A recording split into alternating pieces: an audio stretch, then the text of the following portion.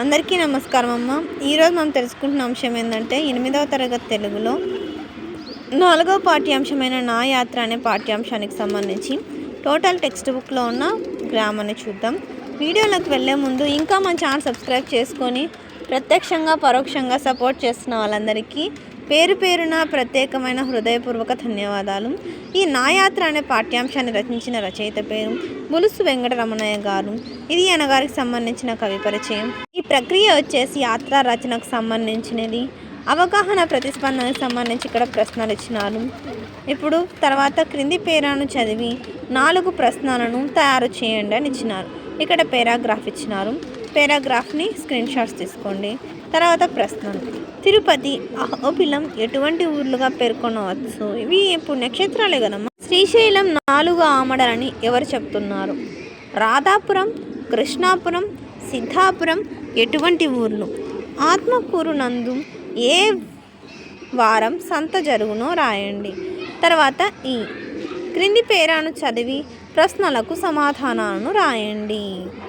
ఇక్కడ మనము ప్రశ్నలు పై పేరాలు ఏ అంశం గురించి ప్రస్తావించారంటే పై పేరాలు చల్లపిల్ల వెంకట శాస్త్రి గారు తన మొక్త సంస్థానం ప్రయాణంలో ఏరు దాటడం గురించి చెప్పారు.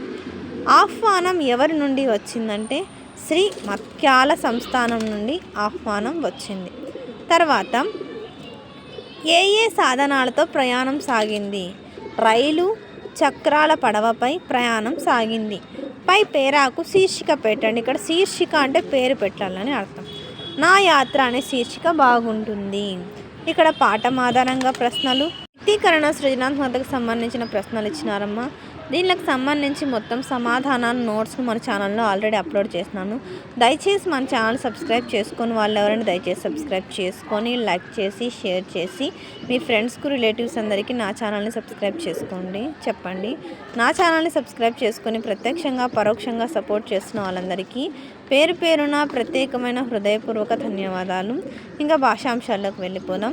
భాషాంశాలు పదజాలంలో క్రింది పదాలకు అర్థాలను పట్టికలో గుర్తించి వాటితో సొంత వాక్యాలను రాయండి. ఇక్కడ తర్ఫీదు అంటే శిక్షణ. సర్కస్లోని జంతువులకు శిక్షణ ఇస్తారు. ఛత్రం అంటే గొడుగు. వానాకాలంలో గొడుగు అవసరం ఎక్కువ. నారి అంటే స్త్రీలను గౌరవించాలి. వడి అంటే వేగం. వాహనాలను వేగంగా నడపడం ప్రమాదకరం. శ్రేణి అంటే వరుస. పాఠశాల వదిలాక విద్యార్థులు వరుసలో ఇళ్లకు వెళ్ళారు. క్రింద వాక్యాలలో గీత గీసిన పదాలకు సరైన నానార్థాలను గుర్తించండి. కన్ను అంటే నేత్రం, బండి చక్రం. పంక్తి అంటే వరుస, సేన. క్షేత్రం అంటే పుణ్యస్థానం, చోటు. ఉత్సాహం అంటే ప్రయత్నం, సంతోషం. మిత్రుడు అంటే స్నేహితుడు, సూర్యుడు. ఈ క్రింది వాక్యాలలో గీత గీసిన పదాలకు పర్యాయ పదాలను రాయండి. చిత్తం అంటే మనస్సు, హృదయం. నిలయం అంటే ఆవాసము, కానాచి. రాణి అంటే రాజ్ఞి, సామ్రాజ్ఞి. తీరం అంటే దరి, ఒడ్డు. మార్గాన్ని అంటే దారి, బాట. తర్వాత క్రింది వృత్తములో గల ప్రకృతి వికృతులను గుర్తించి రాయండి. ముగ్ధ అంటే ముగుదం. ప్రాంతం అంటే పొంత. స్థలం అంటే తలం. అద్భుతం అంటే అబ్బురం. క్రింద ఇచ్చిన పదాలకు ఉత్పత్తార్థాలను జత చేయండి. నగరం అంటే కొండల వలె పెద్ద పెద్ద భవనములు కలది. ఉదది అంటే ఉదకమును ధరించున్నది. క్షేత్రం అంటే దైవం వెలిసిన ప్రదేశం. క్రింది వాక్యాలను పరిశీలించండి. అందచందములు. అడపాదడప. అడుగుల కమడు. అడుగులకు మడుగులొత్తు. చెక్కు చెదరలేదు. వ్యాకరణాంశాలు. ఇక్కడ సంధిపదం విడదీసి రాయడం సంధి పేరు. లేదని, లేదు ప్లస్ అని ఉత్వసంధి. మరెక్కడ, మరి ప్లస్ ఎక్కడ ఇత్వసంధి. వారందరూ, వారి ప్లస్ అందరూ ఉత్వసంధి. ధర్మోపదేశం ధర్మము ప్లస్ ఉపదేశం గుణసంధి. శతాబ్దం అంటే శత ప్లస్ అబ్దం సవర్ణ దీర్ఘసంధి. క్రింది పదాలను విడదీసి సంధి పేర్లను రాసి సూత్రీకరించండి. మహోన్నతం అంటే మహా ప్లస్ ఉన్నతం గుణసంధి. దేవాలయం అంటే దేవా ప్లస్ ఆలయం సవర్ణ దీర్ఘసంధి. శుభోదయం అంటే శుభ ప్లస్ ఉదయం గుణసంధి. మహలున్నది అంటే మహలు ప్లస్ ఉన్నది ఉత్వసంధి. క్రింది సమాసాలకు విగ్రహ వాక్యాలను రాసి సమాసం పేర్లను రాయండి. ఎర్ర రాళ్ళు అంటే ఎర్రనైన రాళ్ళు విశేషణ పూర్వపద కర్మధారయ సమాసం. 9 కోట్ల రూపాయలు 9 కోట్లు అను సంఖ్య గల రూపాయలు ద్విగు సమాసం. నదీ సవ్వడులు అంటే నది యొక్క సవ్వడులు షష్ఠి తత్పురుష సమాసం. పాడి పంటలు పాడియును పంటయును ద్వంద్వ సమాసం. రెండవది క్రింది సామాన్య వాక్యాలను సంయుక్త వాక్యాలుగా మార్చి రాయండి. ఫస్ట్ది గయా ప్రాచీనమైనది, ప్రసిద్ధమైనది. హిమాలయ పర్వత శ్రేణులు ఎత్తైనవి, హిమాలయ పర్వత శ్రేణులు విస్తృతమైనవి. హిమాలయ పర్వత శ్రేణులు ఎత్తైనవి, విస్తృతమైనవి.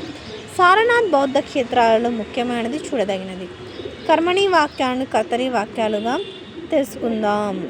కర్మణీ వాక్యాలు, కర్తరీ వాక్యాలు. జాగ్రత్తగా స్క్రీన్ షాట్స్ తీసుకున్నాను. తర్వాత క్రింది కర్తరీ వాక్యాలను కర్మణీ వాక్యాలుగా మార్చండి. ఆమె పాట పాడింది, ఆమె చేత పాట పాడబడింది. గాంధీజీ వార్తా స్కీమ్ను ప్రారంభించాడు. గాంధీ చేత వార్తా స్కీము ప్రారంభించబడినది.